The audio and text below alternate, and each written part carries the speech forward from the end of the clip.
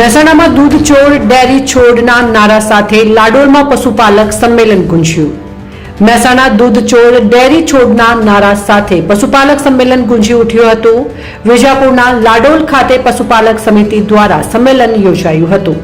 દૂધસાગર ડેરીના પશુપાલકોને મળતા દૂધના ભાવો, પ્રશાસનના અણઘડ વહીવટ, ગેરરીતિઓ તેમજ ભ્રષ્ટાચાર સહિત અન્ય અન્યાયો બાબતે સંમેલન યોજાયું હતું।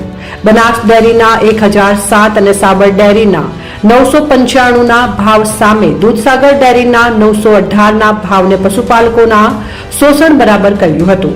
સાગરદાણમાં માટીના પ્રમાણે 2% થી 7% વધારીને પશુપાલકો સાથેની છેતરપિંડીના આક્ષેપો કરવામાં આવતા તાજેતરમાં પકડાયેલ 600 ટન એક્સપાયરી પાવડરના જથ્થાનું શું કર્યું કે ક્યાં સગેવગે કરવામાં આવ્યો તેવા પ્રશ્નો ઉભા થયા હતા। તેમજ બેદરકારી બાબતે દોષિતો સામે કોઈ કાર્યવાહી નરવી નહીં કરવા બાબતે સવાલો ઉઠવા પામ્યા હતા। છેલ્લા 4.5 વર્ષમાં દૂધસાગર ડેરીના કોઈપણ કામો કે કોન્ટ્રાક્ટર સંદર્ભે કોઈપણ પ્રકારના જાહેર ટેન્ડરો બહાર નહીં પાડીને પોતાના સગાઓ કે માનીતાઓને કામો આપી દેવાના આક્ષેપો કરવામાં આવ્યા હતા। રામજીભાઈ દેસાઈએ 1.5 વર્ષમાં એક સામાન્ય ઘરમાંથી 12,000 પ્રતિ ફૂટના પથ્થરવાળા ઘરમાં રહેનારા અને 3 કોલ્ડ સ્ટોરેજના માલિક બની જનારા ચેરમેન પર ભ્રષ્ટાચારના આક્ષેપો કર્યા હતા। દૂધસાગર ડેરીમાં સંપાદન વિભાગના વડાના સગાભાઈના દૂધના કન્ટેનરમાંથી રાજસ્થાનમાં અસલી દૂધ ચોરીને કેમિકલયુક્ત નકલી દૂધ ઉમેરવા બાબતે ચેરમેને કોઈ પગલાં કે FIR નહીં કરવા બાબતનો મુદ્દો પણ ઉછાળ્યો હતો। મહિલાઓ સહિત મોટી સંખ્યામાં પધારેલ પશુપાલકોના સંમેલનમાં દૂધ ચોર ડેરી છોડના નારા ગુંજ્યા હતા। અમૂલ ફેડરેશનના ચેરમેન બનેલા અશોકભાઈ ચૌધરી વિશે વપરાતા યશસ્વી ચેરમેનના શબ્દ પર સંમેલનમાં મોટા કટાક્ષ કરવામાં આવ્યા હતા। સંમેલન બાદ મોટી સંખ્યામાં પશુપાલકો દ્વારા મામલતદારને આવેદનપત્ર આપવામાં આવ્યું હતું। લાડોલ ખાતે પશુપાલન સમિતિ દ્વારા દૂધસાગર ડેરીમાં ચાલી રહેલા ગેરરીતિ વહીવટના વિરોધની અંદર જે આક્રોશ સંમેલન હતું એની અંદર ગામે ગામથી ખૂબ મોટી સંખ્યાની અંદર લોકો વધાર્યા હતા। પશુપાલન સમિતિની જે 5 મુદ્દાની વાત છે, દૂધના ભાવ પૂરતા મળતા નથી, સાગરદાનની અંદર જે ક્વોલિટી બગાડી અને જે 6% માટી નાખવાનું કામ કર્યું છે એની સામેનો, અને જે 600 મેટ્રિક ટન પાવડર એક્સપાયર હતો એ ક્યાં નિકાલ કર્યો, અને દૂધસાગર ડેરીની અંદર દિવસે ને દિવસે જે વહીવટદારો મૂકવાવાળી નવી પ્રથા લોકો લાયા છે એ 5 મુદ્દાની વાત કરવા માટે ખૂબ મોટી સંખ્યામાં પશુપાલકો ભેગા થયા હતા। આ અમારા મુદ્દા સ્વીકારવામાં નહીં આવે તો આવનારા સમયની અંદર ખૂબ મોટા પ્રમાણમાં મહેસાણા જિલ્લાની અંદર આંદોલન થશે અને અનશન ઉપર બેસવું પડશે તો પણ પશુપાલન સમિતિની ખૂબ તૈયારી છે। એટલે ચેરમેનશ્રીને મારી ચેલેન્જ છે કે દૂધસાગર ડેરીના વહીવટ માટે અને જે ગેરરીતિ ચાલવી છે એને ખુલાસો આપે। અહીંયાથી વિજાપુર મામલતદાર કચેરી અમે પશુપાલન સમિતિ અને બધા પશુપાલકો દ્વારા આવેદનપત્ર અહીંયાથી રેલી કરીને આપ્યું।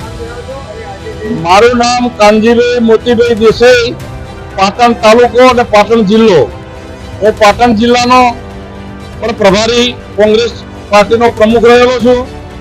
કોંગ્રેસ પક્ષમાંથી મને મંત્રી બનાવ્યો હતો ત્યારે હું દાહોદ જિલ્લાનો પણ પ્રભારી તરીકે સેવાઓ આપેલી છે અને કામ કર્યું છે 2 ટર્મ દાહોદ જિલ્લામાં પણ। પાટણ તાલુકા પંચાયતના પ્રમુખ તરીકે પણ સેવા બજાવી છે। પાટણ તાલુકા કોંગ્રેસ સમિતિના પ્રમુખ તરીકે 2 ટર્મ સેવાઓ બજાવી છે। APMCમાં પણ હું 2 ટર્મ રહેલો છું અને મારું નામ કાનજીભાઈ મોતીભાઈ દેસાઈ। આજે જે લાડોલ ખાતે મિટિંગ મળી હતી એ દૂધ ગ્રાહકો અને સ્વયંભૂ ખેડૂતોની મિટિંગ હતી। આમાં કોઈની બોલાયેલી મિટિંગ નથી।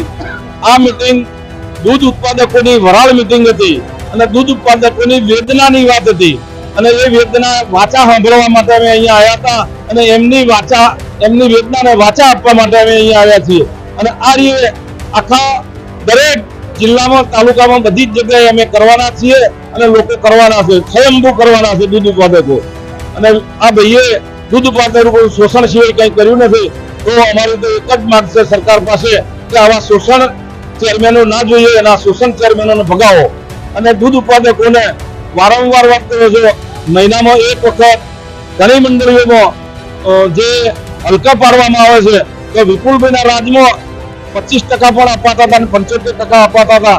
આ ભાઈ તો બિલકુલ એક પૈસો બધું નોન ફેટમાં લઈ લેવાનું હતું અને એ પૈસા આ ભાવ વધારામાં વેચ્યા છે, નહીં એમના નફામાંથી। વિપુલભાઈ હતા ત્યારે એ કહેતા હતા કે દેવું વધી ગયું, તો એમ ના કરતો તો આરઆઈ ચેરમેન માં દેવું વધી ગયું 900 કરોડ હતો એની જગ્યાએ 1700 ને 1750 કરોડ પહોંચી ગયા અને એ બધી ગુમરાહ વાત કરી હતી અને 1700-900 કરોડ જે હતો તારા પણ સ્ટોક મોટો પડેલો હતો પણ અમને બધાને ગુમરાહ કરવામાં આવ્યા હતા અને ગુમરાહ કરી અને નકર વિપુલભાઈ કોઈ હટાવી શકે એવી જગ્યા જ નથી. હા, આવેદન પત્ર પણ અહીંથી મામલતદારમાં ઘણા લોકો બધા સાથે જ જવાના છીએ. મુખ્ય મુદ્દાઓ જે તૈયાર કર્યા છે પછી તમને બતાવીએ.